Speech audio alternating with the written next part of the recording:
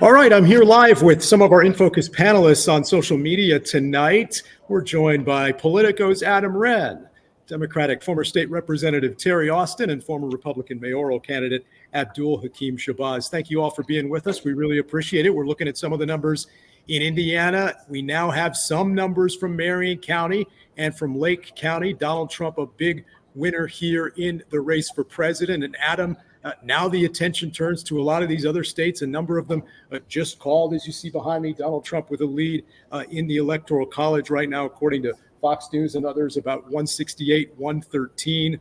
The attention really turning to those blue wall states, Michigan, Wisconsin, Pennsylvania. What are you hearing?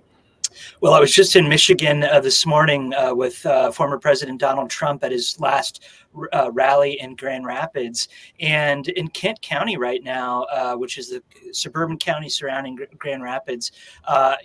Harris is doing well there.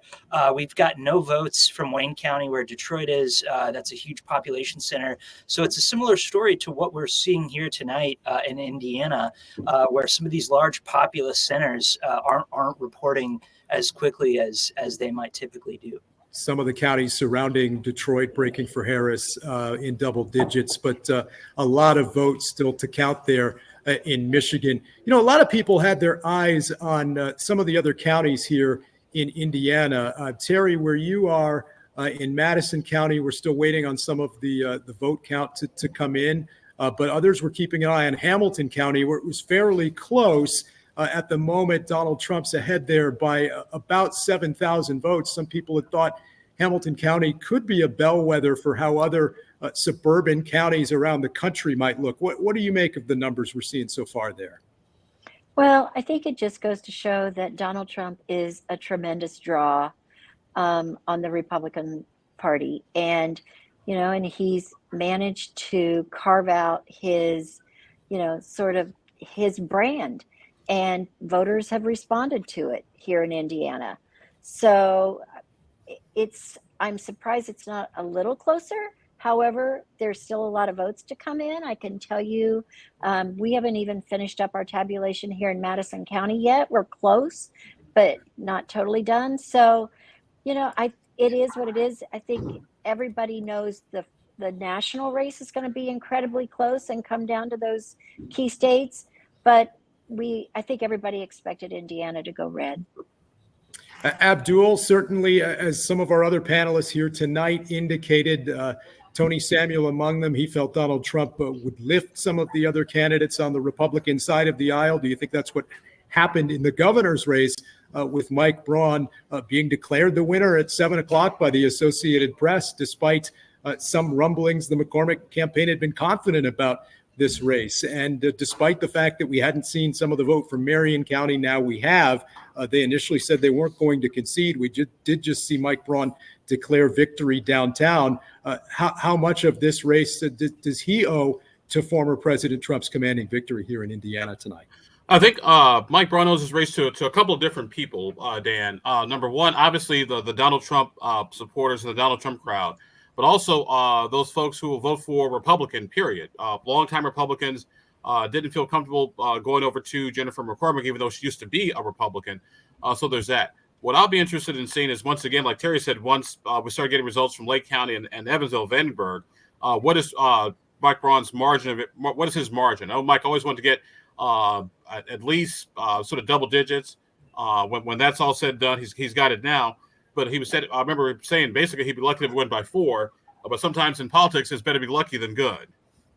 And we're looking at some of those numbers here from the Associated Press, where Jennifer McCormick has a big lead in Marion County. They've counted about half the vote there. Lake County, she's ahead 55-43. But as you mentioned, they haven't counted just about half of the vote there as well. Adam, what do you make of the national numbers and kind of overlaying that on top of Indiana and what we saw in the governor's race here tonight?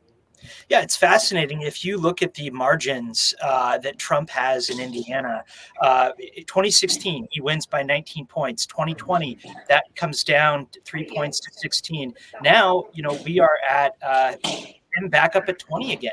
And so what I think that tells us about the larger national picture is that in rural counties, red rural counties across America, we're seeing Trump check Democratic margins in the blue suburbs, in the blue cities.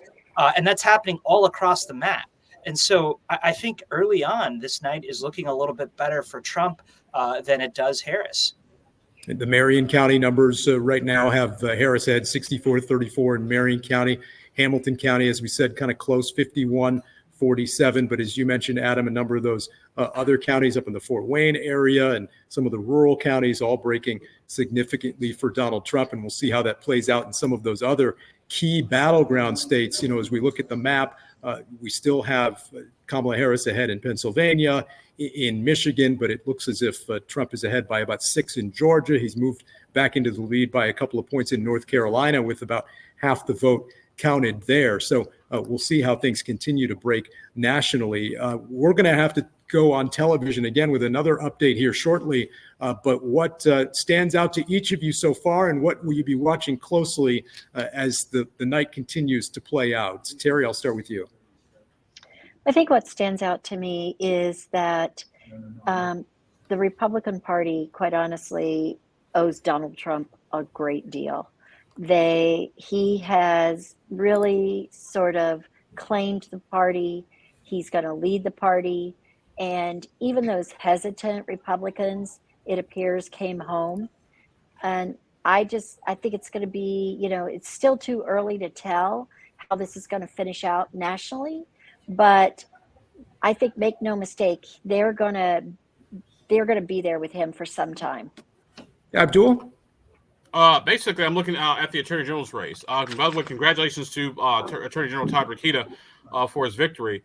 But my prediction has always been with Rokita has always been he's more likely to win re-election. But with all the disciplinary commission complaints that have been filed against him, I don't think he'll probably finish out his term.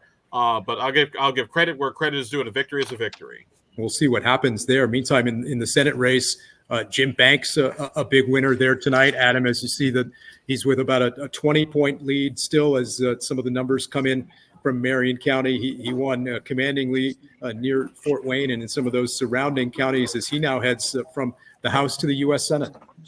Yeah, I mean, last I checked, he's running 10,000 votes ahead of Donald Trump in Indiana. So he better be careful. Donald Trump might get a little suspicious doing better in Indiana than Trump is. But I think part of this is, his opponent spent very little money at all against him. And so that's sort of, I think, the difference between Braun's numbers and Banks' numbers.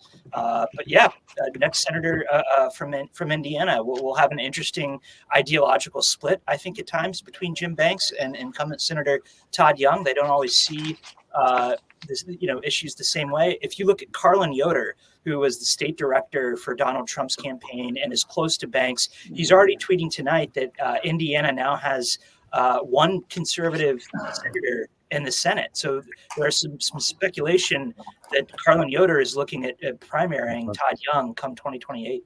Okay. Well, thank you all. We really appreciate it. We'll have much more coverage, of course, throughout the night right here on Fox 59 and CBS 4 and on this weekend's edition of In Focus. Thanks so much for being with us. Thank you. Thanks, Dan.